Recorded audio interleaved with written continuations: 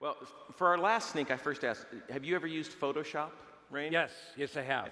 Are you in the audience ready for the annual tradition of the mind-blowing Photoshop sneak? Yeah.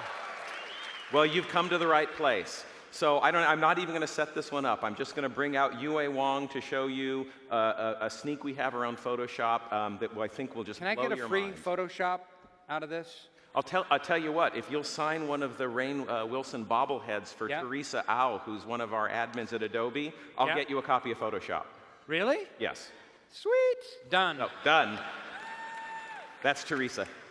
So with that, let's bring out Yue Wang, and let's see some cool Photoshop magic. Yue? Yue Wang.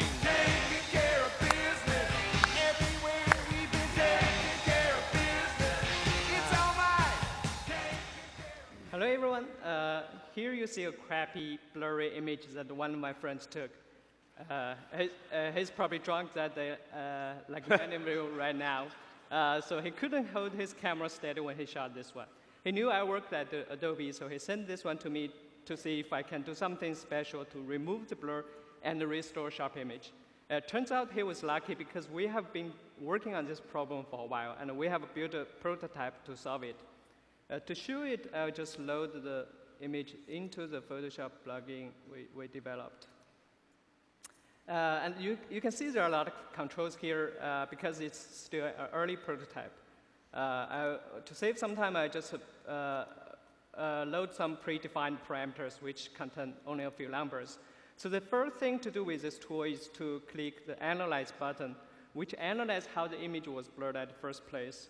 The system then does the heavy lifting under the hood, which involves some intensive computation that I won't try to explain here.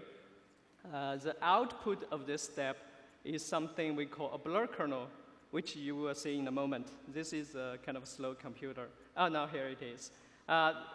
It's essentially a grayscale image showing how the image was blurred. Formally, it's called point spray function. But you can also view it as a motion trajectory of the camera when the shutter was open. So next thing to do is to use it to restore sharp image. And here it is. So no way. Yes. So no way. That's impossible. Yes. That's 2 photographs. Nope.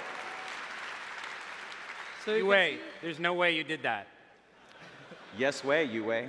Yue, no way. No way, Yue. So, yeah, so you can see it's pretty sharp here. You can see. How does it do that? How do you do that? There's an algorithm behind it. So a what? The computer an algorithm did it. behind I didn't. it. Algorithm? What's an algorithm? We'll talk at Weezer. Okay. So yeah, if you look at this small poster, I'm going to switch back to original. You can see how much improvement we have done on this example. Ridiculous. Now, our system not only makes blurry images look better, they can also help recover some important information from the image. So here is a poster image I shot using my cell phone camera. My thought was to record the poster so I can read it at home, but I only found out it's too blurry, so I cannot read anything.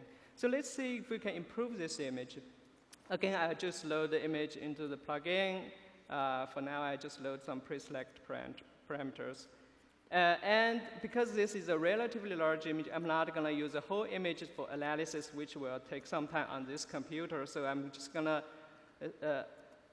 select a local region and ask the system to only analyze using this local region.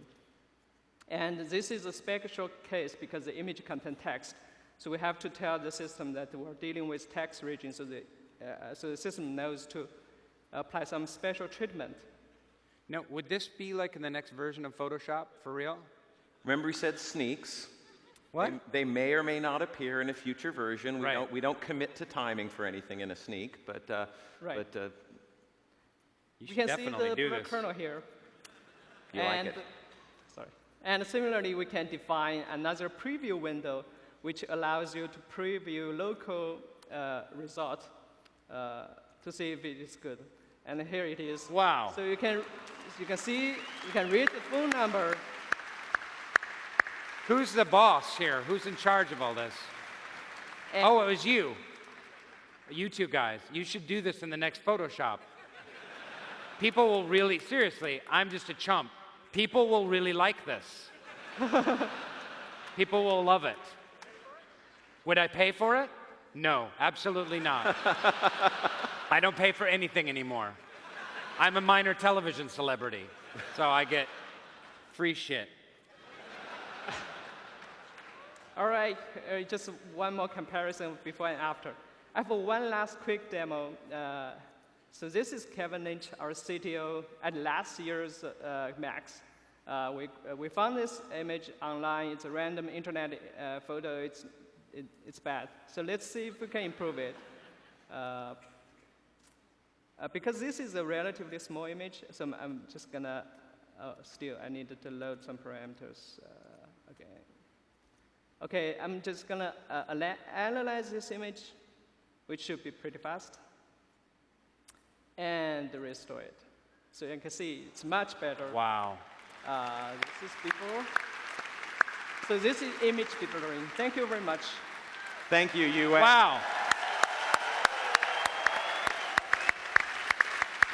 Pretty amazing.